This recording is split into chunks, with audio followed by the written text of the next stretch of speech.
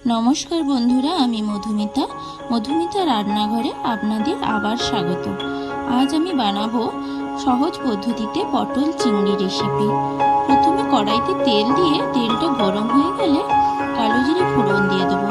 কালো জিরে ফোড়ন দিয়ে পেঁয়াজ কুচি দিয়ে দেবো। পেঁয়াজটা হালকা ভাজা হয়ে গেলে চিংড়ি মাছগুলো দিয়ে দেবো। লবণ আর সামান্য হলুদ গুঁড়ো দিয়ে চিংড়ি মাছটা হালকা ভেজে নেব।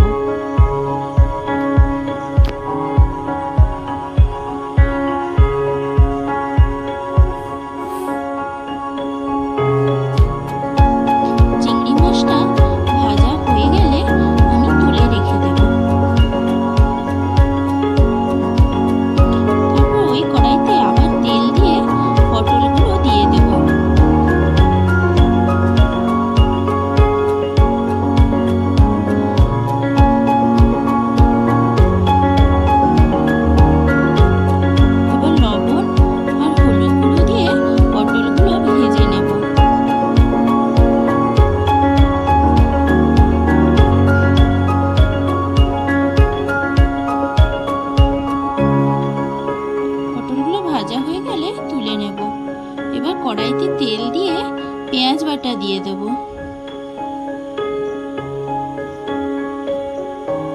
পেঁয়াজটা ভাজা হয়ে গেলে আদা রসুন বাটাটা দিয়ে দেব।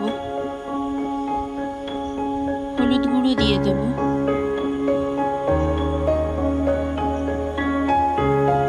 লঙ্কা গুঁড়ো দিয়ে দেব।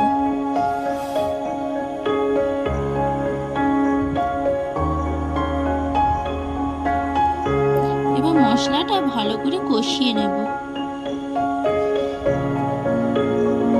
সামান্য চিনি দিয়ে দেব।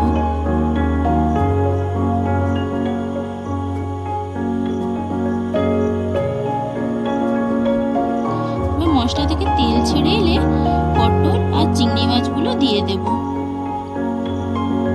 এবার ভালো করে কষিয়ে নেব।